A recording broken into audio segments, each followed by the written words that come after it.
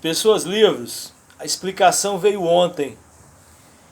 Infelizmente, ou felizmente, não concluí. Vocês já sabem os motivos dado o vídeo de ontem. Mas vimos. É preciso ler atentamente o conjunto do capítulo. Segundo ponto, voltar a ele após cada exercício, a cada leitura, conforme as necessidades de cada um.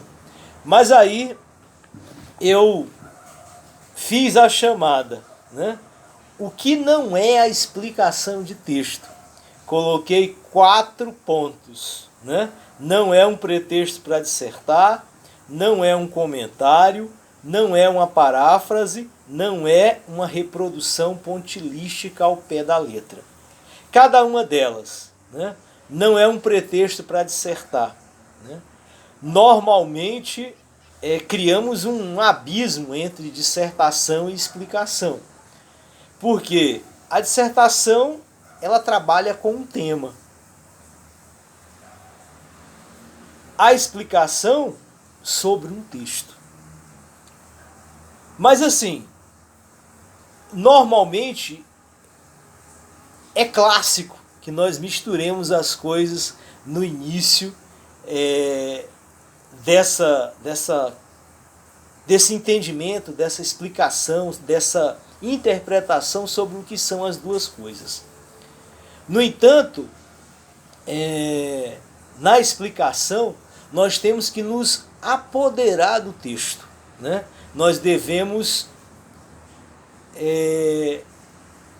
tratá-lo como se nós falássemos de qualquer coisa que nós estudamos, de qualquer coisa ordinária, de qualquer coisa comum que nós entendemos no nosso cotidiano. É como se o texto, como se aquilo que nós fôssemos explicado, que nós estamos lendo,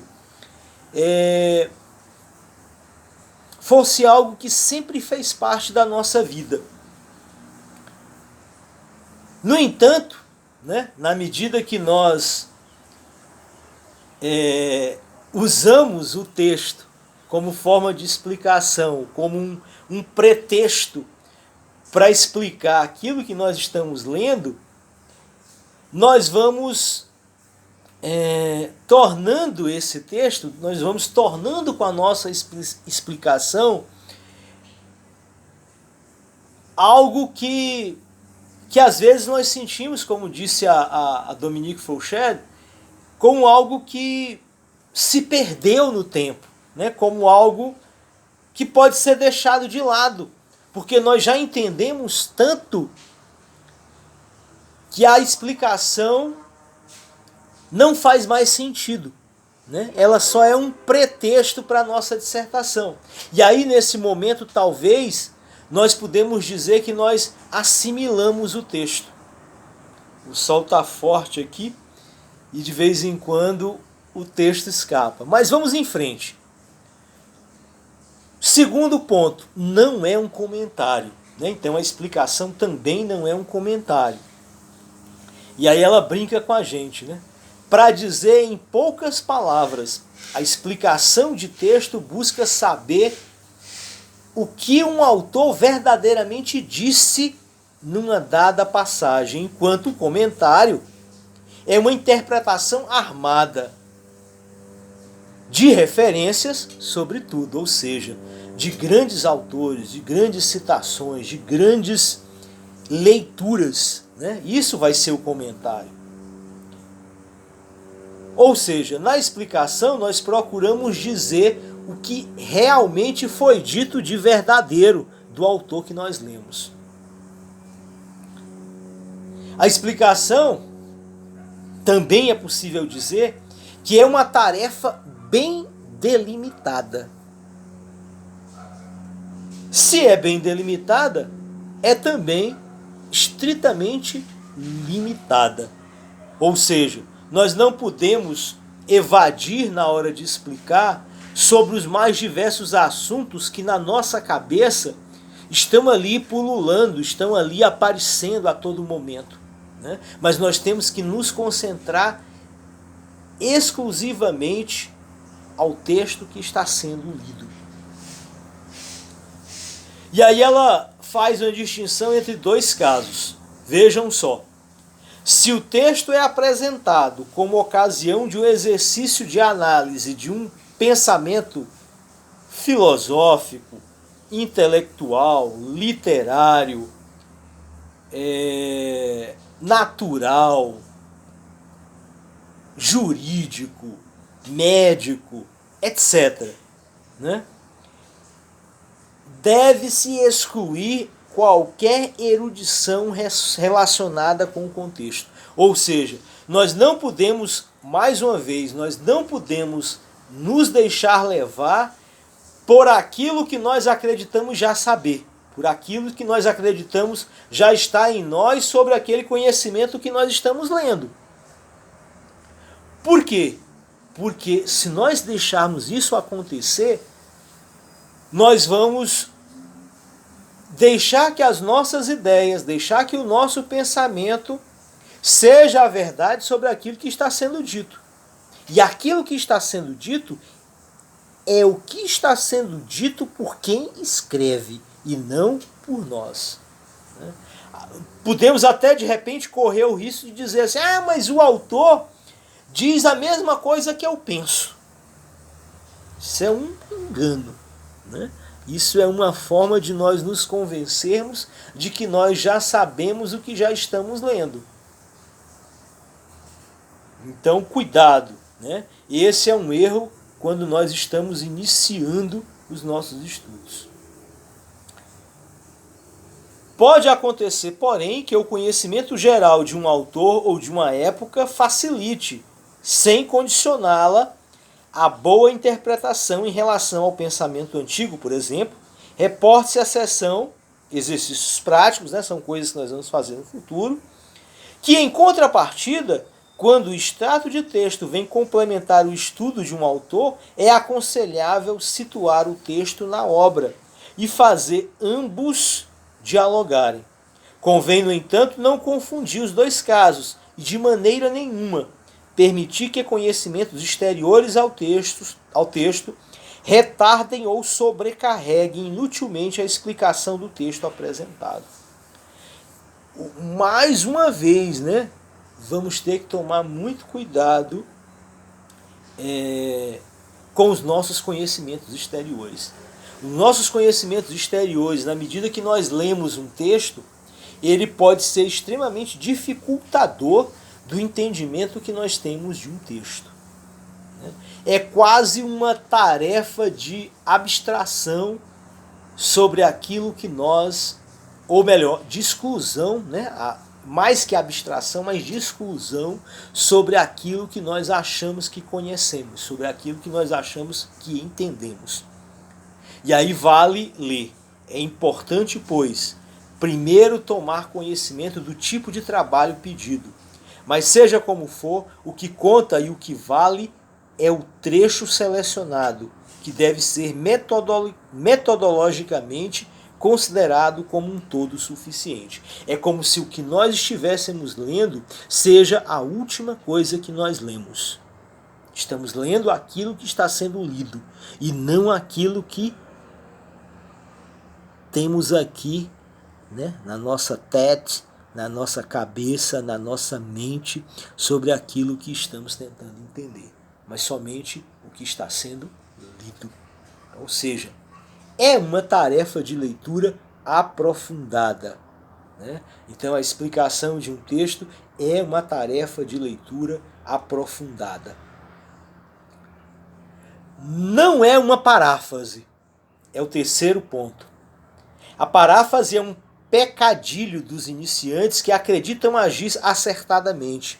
Eles não dissertam, não comentam, tagarelam. Parafrasear, como a palavra indica, consiste em frasear ao lado do texto, a propósito do texto. Então, também não é explicação. Por que recusar a paráfrase? Pergunta a Dominique. Porque ela é a arte de repetir de outro modo o que é enunciado, simplesmente juntando-lhe um coeficiente multiplicador de quantidade. Falando claro, substitui-se um texto bom e breve por outro longo e ruim. a obra de um mestre pela imitação inábil de um aluno. Então não acreditemos, quando estivermos explicando, que somos capazes de dizer aquilo que foi dito pelo autor que nós lemos ao nosso modo. Nós estaremos simplesmente parafraseando. E parafrasear não é explicar. Bem claro, né?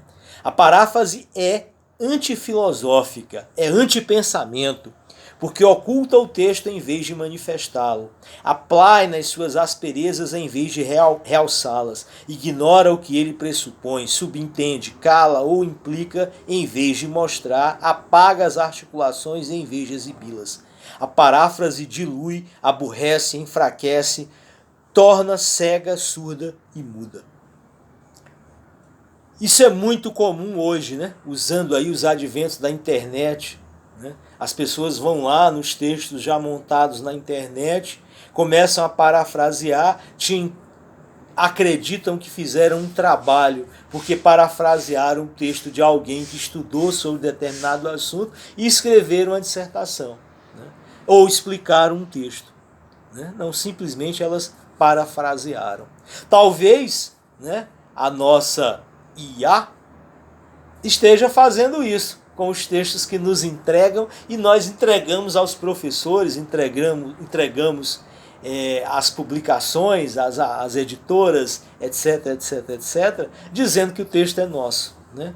Enquanto isso ela só fez parafrasear. Isso não é explicar o texto, isso não é estudar, isso não é produzir conhecimento. Nós ainda vamos chegar a esse ponto. Quarta questão colocada. Não é uma reprodução pontilística ao pé da letra. Embora essa tentação geralmente não seja a do iniciante, ela não é menos temível que a anterior. Para explicar um texto, certamente é preciso preocupar-se com as palavras, com o trono das frases, com todos aqueles signos pertinentes que constituem o sentido. Mas tão logo se faz disso uma técnica mecânica, aplicável a qualquer texto, a reprodução ao pé da letra torna-se uma destruição sistemática do sentido. O desmembramento do texto da primeira à última linha pode dar a impressão de uma atenção escrupulosa. Na realidade, cada termo é isolado do seu contexto e explicado por si mesmo, sem levar-se em conta a rede de que lhe dá, e só ela lhe dá sentido. Então nós acabamos com o sentido do texto e tornamos o texto um pontilhismo, né? Como se nós estivéssemos fazendo uma costura ponto a ponto e cada ponto emenda determinado tecido no outro, mas no fundo o tecido não é o mesmo. E quando nós escrevemos, a tessitura daquilo que nós escrevemos deve ser a mesma, que reflete, que demonstra, que constrói, que agrupa o nosso pensamento. E aí, última questão. Enquanto a análise consiste em partir da totalidade dotada de sentido para decompô-la em seus elementos, o pontilhismo produz apenas peças isoladas, tratadas como entidades separadas. Como o procedimento é sistemático, nenhuma seleção é feita. O essencial e o não essencial são postos no mesmo plano. É necessariamente escamoteado, já que não existe sinal positivo que permita apoderar-se dele. Ao final do estudo, o texto está simplesmente desmembrado. Você destruiu o texto, como eu disse anteriormente. Por fim, 3 pontos precisos que precisam ser lembrados. Primeiro, o texto a explicar não é um pretexto para dissertar. Explicar não é parafrasear. E último, a análise desdobra o sentido. O pontilhismo o destrói. Então, quando nós analisamos um texto e explicamos o texto, nós desdobramos o seu sentido. Quando nós simplesmente pontuamos cada ponto do texto, nós destruímos o texto. Finalizamos uma parte da nosso entendimento sobre a explicação do texto, pensando o que não é explicar. Próximo encontro, vamos ver o que é a explicação do texto realmente. Por enquanto, guardemos. É uma leitura aprofundada. Pessoas livres, desculpem por ter quebrado essa nossa explicação ontem, mas um encontro com alguém especial impediu que eu terminasse. Hoje finalizamos aqui o que não é uma explicação de texto. Bom final de semana a todos. Aguardo comentários, aguardo as curtidas. Aguardo que vocês ouçam com cuidado o que é não explicar um texto. Forte abraço!